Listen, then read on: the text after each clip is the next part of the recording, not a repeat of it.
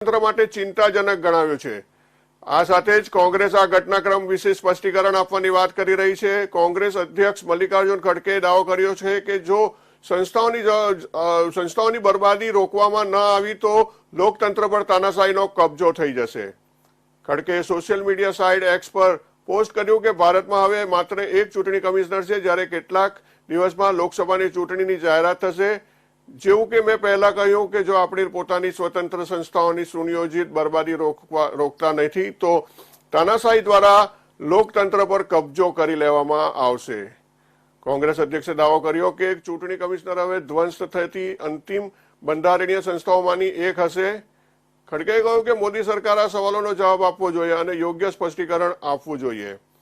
કોંગ્રેસના સંગઠન મહાસચિવ કેસી વેણુગોપાલે પણ કહ્યું કે ચૂંટણી પંચના કામકાજમાં પારદર્શિતા સુનિશ્ચિત કરવી જોઈએ।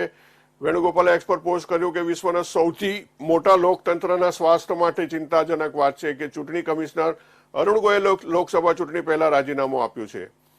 ચૂંટણી પંચ જેવી બંધારણીય સંસ્થા કેવી રીતે કામ કરી રહી છે જેમાં બિલકુલ પણ પારદર્શિતા નથી। વેણુગોપાલે સરકાર પર આરોપ લગાવ્યો છે કે ચૂંટણી પંચ પર દબાવ નાખે છે। વેણુગોપાલે દાવો કર્યો કે 2019ની લોકસભા ચૂંટણી દરમિયાન અશોક લવાસાએ આદર્શ આચારસંહિતા ઉલ્લંઘન માટે વડાપ્રધાનને ક્લીન ચીટ આપવા વિરુદ્ધ અસહમતિ વ્યક્ત કરી હતી। બાદમાં પણ તેણે સતત પૂછપરછનો સામનો કરવો પડ્યો હતો। આ વલણ દર્શાવે છે કે શાસન લોકતાંત્રિક પરંપરાઓને નષ્ટ કરવામાં લાગેલું છે। देखिए 8 महीने से विपक्ष की पार्टियां, इंडिया जनबंधन की पार्टियां टाइम मांग रहे हैं चुनाव आयोग से कि वीवीपैट जो पेपर ट्रेल होता है, क्योंकि हमारे देश में ईवीएम इलेक्ट्रॉनिक वोटिंग मशीन नहीं है, इलेक्ट्रॉनिक वोटिंग मैनिपुलेशन होता है, तो उसको घटाने के लिए और जनता का जो विश्वास है हमारी चुनावी प्रणाली में बढ़ाने के लिए हमने वीवीपैट की मांग की है 100%। पर हमें टाइम ही नहीं मिल रहा है। चुनाव आयोग हमें मिलने से इनकार कर रहा है। एक निष्पक्ष संस्था, संवैधानिक संस्था, हमारा लोकतांत्रिक हक बनता है टाइम मांगने का।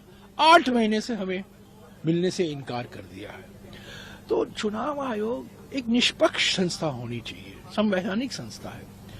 कल अरुण गोयल जी ने इस्तीफा दिया। मेरे मन में 3 कारण आए। पहला कारण, क्या उनके और मुख्य इलेक्शन कमिश्नर के बीच में कुछ मतभेद आ गए हैं? क्या उनके और मोदी सरकार जो फ्रंट सीट में बैठकर ड्राइविंग करती है सभी संवैधानिक संस्थाओं की, क्या उनके बीच में कुछ मतभेद आ गए हैं? दूसरा मेरे मन में यह आया, व्यक्तिगत कारण हो सकते हैं, व्यक्तिगत कारण बिल्कुल हो सकते हैं उसकी वजह से। पर तीसरा कारण यह भी मेरे मन में आया, अभी अभी कलकत्ता के हाईकोर्ट के जज ने इस्तीफा दे दिया और अगले दिन बीजेपी में वो शामिल हो गए और बीजेपी की चुनाव लड़ने की उन्होंने घोषणा की। क्या ये इलेक्शन कमिश्नर भी इस्तीफा दिया है ताकि वो चुनाव लड़े बीजेपी की टिकट पर? ये भी हो सकता है। तो अगले कुछ दिन में स्पष्टीकरण तो आएगा, पर मेरे मन में ये 3 सवाल उठे और तीनों सवाल व्यक्तिगत कारण को हटाइए, मेरे 2 सवाल जो मेरे मन में उठे हैं, एक तो वो चुनाव लड़ेंगे और दूसरे ये मतभेद हैं, ये हमारे लोकतंत्र को कमजोर करता है। ये लोकतंत्र पर एक आक्रमण है।